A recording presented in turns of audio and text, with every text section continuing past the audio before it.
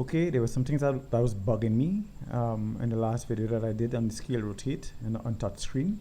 When I lift my fingers off at some point and put them back on, the Sprite2D flipped over, and that's because I left the piece of code out. Let me zoom in finger count check.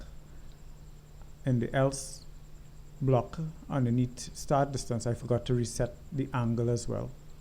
So need to add in that code, start angle is equal to 0.0.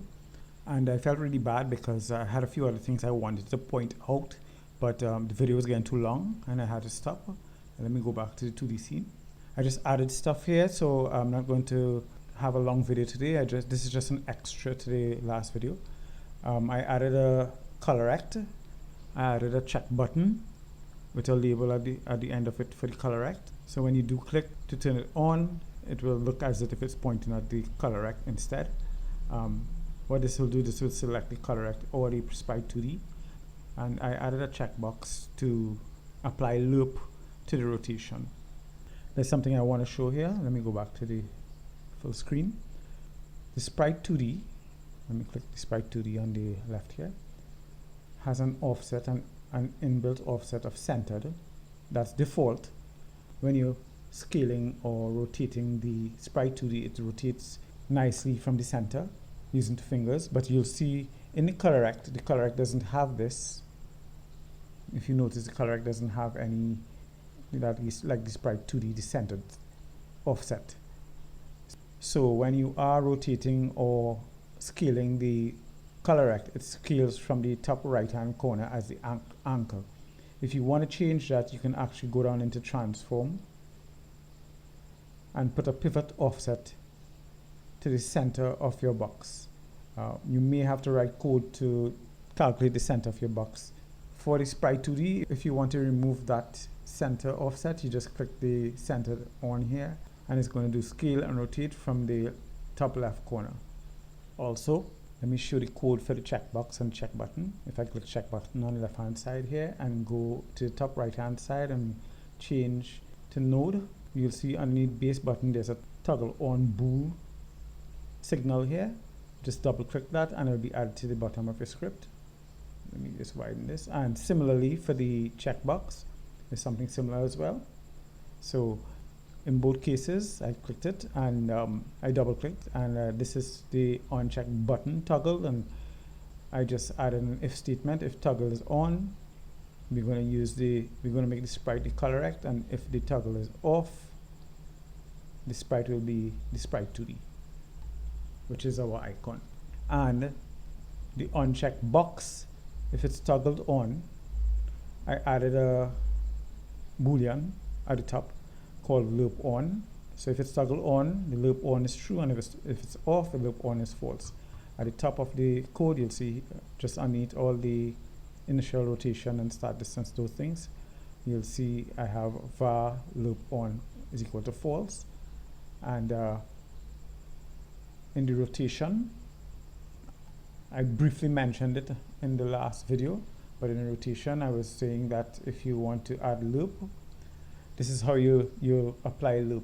If you're going to use Lerp, you're not going to apply the rotation directly to the sprite rotation. What you're going to do, you have to create a target angle or a target rotation, whatever you want to call it, because the Lerp angle requires a sprite rotation, a target angle, and a factor in which to turn it. I added a high factor here in order to see a difference.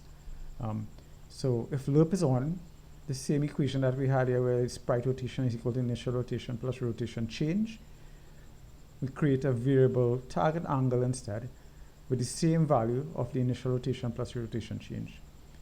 And then afterwards we use sprite rotation is equal to the Lerp angle, which smooths the angle when you're rotating. Initial sprite rotation as your initial rotation.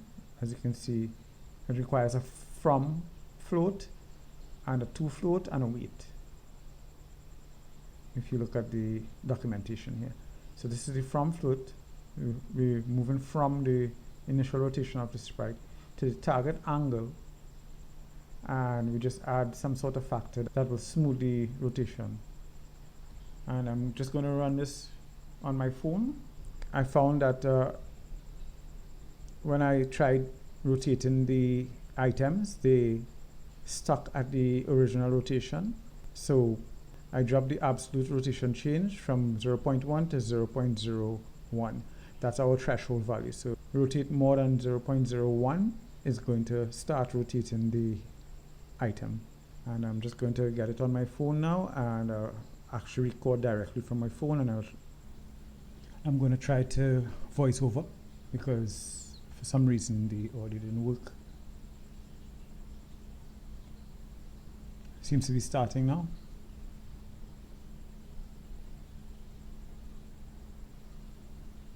Okay, so this is the app screen that we made.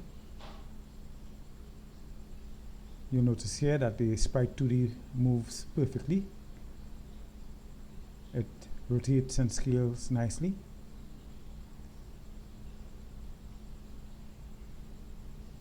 If I apply Lerp, it's supposed to smooth the rotation. I'm not seeing any appreciable difference, but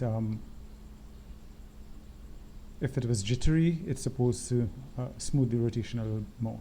I'm going to switch to the ColorRect, and now as you can see, the ColorRect is rotating on from the left top hand corner as its anchor, like as we discussed in the code.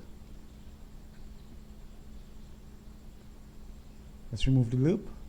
I really don't see much difference.